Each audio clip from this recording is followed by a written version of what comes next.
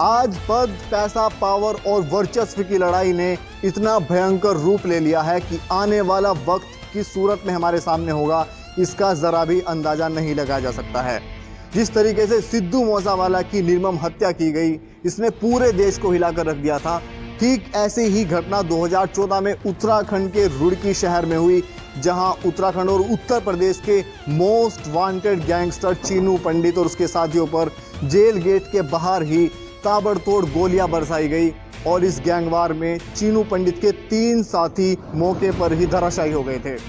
इतना ही नहीं, इसके 6 अन्य साथी गंभीर रूप से घायल हो गए थे, जिनको तुरंत रेफर कर दिया गया। तो इस घटना ने उत्तराखंड ही नहीं, पश्चिमी उत्तर प्रदेश में दहशत का माहौल बना दिया था। तो आज क्राइम और कानून में हम इसी घटना की इनसाइड स्टोरी आप तक पहुंचाएंगे। देखिए इस रिपोर्ट में।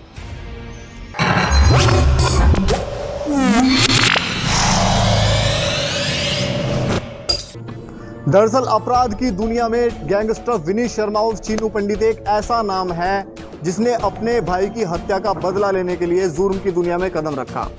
और आज चीनू पंडित उत्तर प्रदेश ही नहीं, उत्तराखंड का मोस्ट वांटेड गैंगस्टर है। तो यहाँ कहा जाता है कि एक समय पर चीनू पंडित और सुनील लाठी वो नाम है जो देश के सबसे कुख्यात गैंगस्टर्स में से एक है। इन दोनों के बीच कई गैंगवार हुई और कई लोगों की जान चली गई। एक ऐसी ही वारदात 5 अगस्त 2014 को रुड़की जेल के गेट पर होती है, जहां चीनू पंडित की रिहाई के वक्त उनके साथियों पर ताबड़तोड़ गोलियां चलाई जाती हैं। कहा जाता है कि जेल के अंदर से ही ये पूरा इनपुट दिया गया था और ये दोनों गैंगस्टर अपने पूरे नेटवर्क को जेल के अंदर से ही चलाते हैं।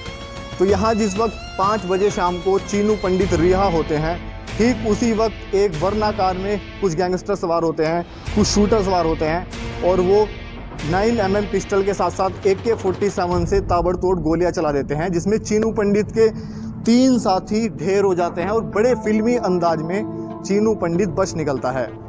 इसमें उसके अन्य 6 साथियों को भी गोली लगती है और गंभीर रूप से घायल हो जाते हैं। इस पूरी घटना ने उत्तर प्रदेश ही नहीं, उत्तराखंड में भी दहशत का माहौल बना दिया था और चीनू पंडित का नाम दहशत की दुनिया में बढ़ता चला गया। की शाम 5 बजे जिस तरह से इस वारदात को अंजाम दिया जाता है, इसमें नीरज बवाना गैंग, सुनील लाठी और अमित बुरा जैसे गैंगस्टर शामिल होते हैं इस पूरी प्लानिंग में। और यहाँ मुख्य तौर पर जब गोलियां बरसाई जाती है तो इसमें सबसे शार्प शूटर अमित बुरा था।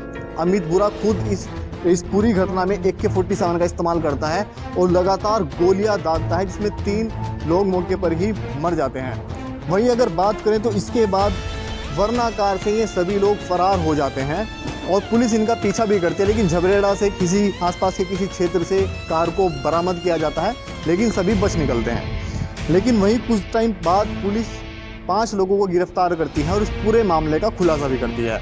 वहीं अगर बात करें तो चीनू पंडित रिहाई पर था और चीनू पंडित लगातार खून का प्यासा था सुनील लाठी गैंग के लोगों का। तो यहाँ मौका मिलता है तब जब चीनू पंडित को खबर लगती है कि उसी के ही गैंग के एक व्यक्ति आकाश त्यागी मुखबरी करता है सुनील लाठी के लिए और चीनू पंडित की पल पल की खबर भी देता है।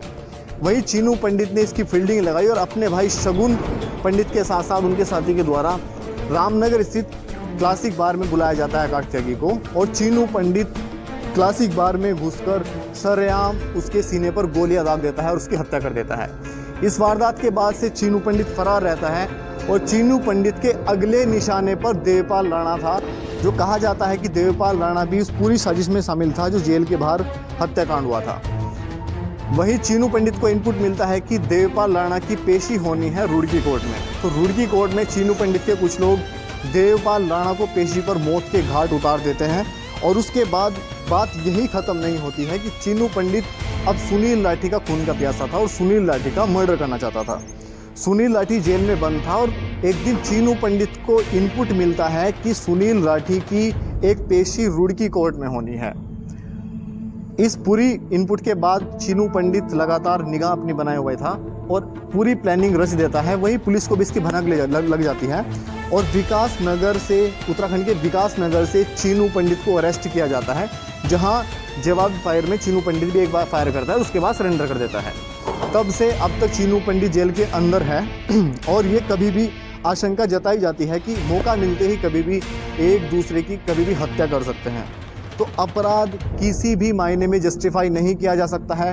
अपराध का अंत हमेशा से ही बुरा होता है और यहाँ भी ऐसा देखने को मिला जिस तरह से सिद्धू मूसेवाला की हत्या की गई और उसके बाद तमाम गैंगस्टर, तमाम गैंग एक दूसरे के खिलाफ मोर्चा खोले हुए हैं। कभी भी कोई भी अनहोनी हो सकती है और किसी की मृत्यु हो सकती है। लेकिन सवाल यहाँ खड़ा होता है, जिस तरीके से ये तमाम गैंगस्टर जेल से ही अपना पूरा नेटवर्क ऑपरेट करते हैं और पल पल की खबर रखते हैं, ये तकनीकी का भी बहुत अच्छी तरह इस्तेमाल करना जानते हैं। अगर ये फ़ोन का इस्तेमाल करते हैं तो जेल से ही व्हाट्सएप कॉल के जरिए कनेक्ट करते हैं अपने गैंग को, ताकि किसी भी तरह के सर्विलांस पर इनका फ़ोन ना लग पाए और ना ही इनकी रिकॉर्डिंग हो पाए।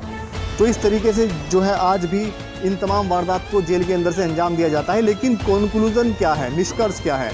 अगर जिस तरीके से ये वारदात सिद्धू मूसेवाला के साथ हुई और तमाम लोगों के साथ हुई हैं, तो इसमें अगर अपराधी पकड़ा भी जाता है तो पुलिस उसको जेल में पहुंचा देती है और जेल में उसका ओहदा और भी बढ़ जाता है और वहीं से ही वो आसानी से अपने गैंग ऑपरेट करते रहते हैं।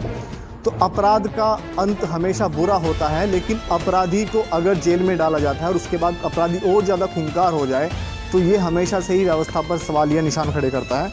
लेकिन एक अभी जो प्रचलन है जहाँ पर तमाम रील्स के जरिए इन गैंगस्टर्स की रील्स बनाई जाती हैं और लोगों को लुभाने की कोशिश की जाती है, हिंसा को प्रोत्साहित करने की कोशिश की जाती है, ये किसी भी सभ्य समाज के लिए बिल्कुल भी सही नहीं है। और यहाँ हिंसात्मक प्रवृत्ति युवाओं में पनपने की ज़्यादा चांसेस रहते हैं।